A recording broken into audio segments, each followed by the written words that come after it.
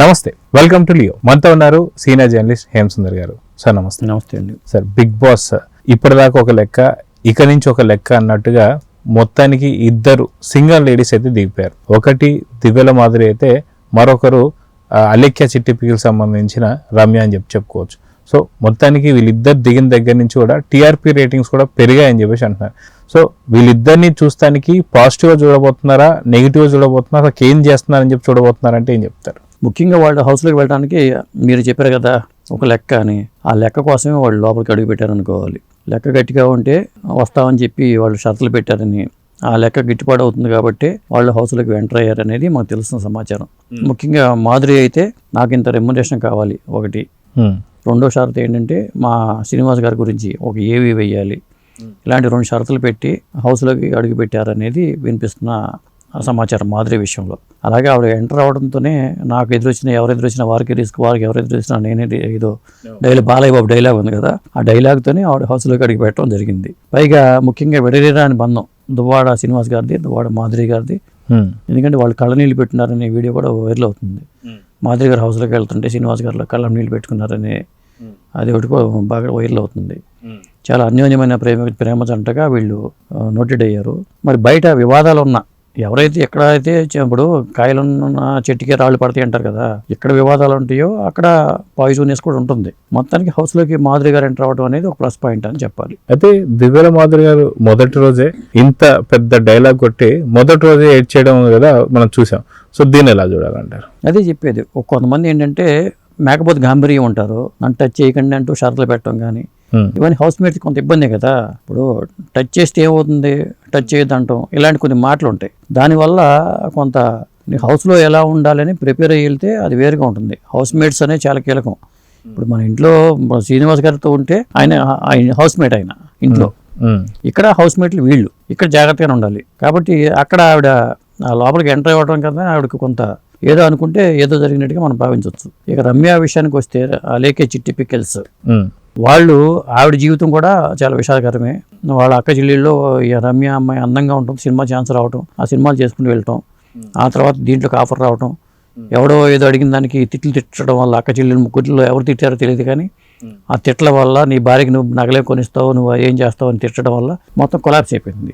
ఇవాళ సోషల్ మీడియాలో చాలా ఒళ్ళు దగ్గర పెట్టుకుంటే మన బిజినెస్ ఇస్తుంది సోషల్ మీడియా, అదే సోషల్ మీడియా మనం బయటికి నెట్టేస్తుంది. మొత్తానికి ఆ పాపులారిటీ కాస్త అది వరం అనుకోవాలో శాపం అనుకోవాలో తెలియదు కానీ ఆ తిట్టు వల్ల పాపులారిటీ వచ్చింది వీళ్ళకి. సోషల్ మీడియాలో వైరల్ అవడం వల్ల వ్యాపారం బాగా సాగింది. అదే సోషల్ మీడియా వ్యాపారాన్ని పక్కన పెట్టింది. కుమారి లాంటి వ్యాపారం ఎట్లా పాపులర్ అయ్యి ఆవిడ ఒకసారికి సెలబ్రిటీ అయిపోయిందో, వీళ్ళు కూడా ఆ తరహాలో సెలబ్రిటీ అయిపోయి రమ్యకి హౌస్ దీంట్లోకి వచ్చే ఛాన్స్ అయితే దక్కింది. ఏదేమైనా రమ్య కూడా తన స్టోరీ నాగార్జున గారు చెప్పడం కూడా జరిగింది. తను వచ్చిన పరిస్థితులు కానీ, వాళ్ళ నాన్న చనిపోవడం కానీ, ఇవన్నీ ఆవిడ ఏకరువు పెట్టింది. అయితే మనం ఇదంతా చూస్తున్నాం. అయితే గతంలో వీళ్ళు బిగ్ బాస్ హౌస్కి రాకముందు ఒక రకంగా ఉంటుంది, బిగ్ బాస్ హౌస్లోకి ఎంటర్ అయిన తర్వాత మరో రకంగా ఉంటుంది.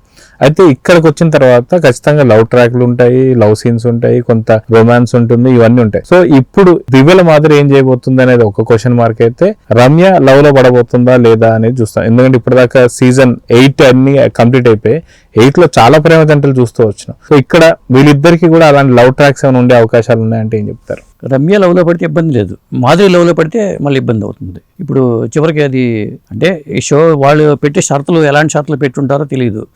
ఒకటి రెమ్యునరేషన్, ఇంత వారానికి ఎంత అనే రెమ్యునరేషన్ ఉంటాయి. వాళ్ళకి అనుకూలంగా ఉన్న రెమ్యునరేషన్కి అయితేనే వీళ్ళు వెళ్తారు హౌస్లోకి. రమ్యకి ఇచ్చే రెమ్యునరేషన్ ఎంతో తెలియదు మనకి, మాధురికి ఇచ్చే రెమ్యునరేషన్ ఎంతో తెలియదు. సాధారణంగా వారానికి లక్షల్లోనే రెమ్యునరేషన్ ఉంటుంది. ఇంకోటి ఏంటంటే మిమ్మల్ని ఖచ్చితంగా ఇన్ని వారాలు ఉంచుతామని హామీ ఉంటుంది. లేకపోతే మీకు ఇన్ని వారాలు ఉన్నా కానీ మీకు ఈ అమౌంట్ అయితే గ్యారంటీ, మీకు 10 lakhs ఇస్తాం, ఇది గ్యారంటీ మీకు అని షరతులు కూడా ఉంటాయి. మొత్తానికి ఏ షరతులు అయినా వీళ్ళు నచ్చిన తర్వాత వీళ్ళు అడుగు పెట్టారు కాబట్టి అలా ఒక ఫైనాన్షియల్గా మాత్రం ముఖ్యంగా వాళ్ళు కంఫర్ట్ జోన్లో ఉన్నారని చెప్పుకోవచ్చు. ఇక లవ్ ట్రాక్లు అంటే లోపలికి వెళ్ళిపోయిన తర్వాత ఎలా జరుగుతుందో ఏం జరుగుతుందో తెలియదు.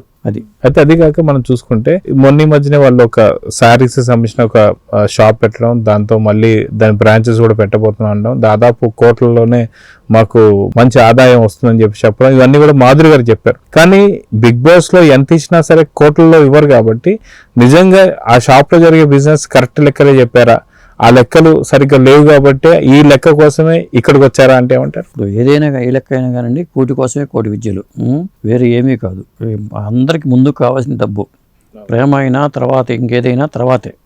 డబ్బు తర్వాతే ప్రేమ అయినా, లైఫ్ జీవితం అయినా, ఇంకేదైనా కానీ డబ్బు తర్వాతే రండి ఎవరికైనా కానీ. కాబట్టి ఆ డబ్బు పరంగా వ్యాపారాలు ఇప్పుడు హౌస్లోకి వెళ్ళటం వల్ల వ్యాపారం ఇంకా బాగా డెవలప్ అవుతుంది, ఆ బ్రాండ్ ఇంకా నోటెడ్ అవుతుంది అని అనుకోవచ్చు. అలేకే చిట్టి పికిల్స్ వాళ్ళు వ్యాపారం కొలాప్స్ అయిపోయినా కానీ వాళ్ళ పాపులారిటీ వాళ్ళకి వచ్చేసింది కదా. కాబట్టి అది నోరు మంచిది అయితే చాలా ఊరు మంచిది అవుద్ది. అక్కడ నోరు మంచిది కాలేదు రమ్యకి, ఇక్కడ కూడా నోరు మంచిదే చేసుకుంటేనే బెటరు.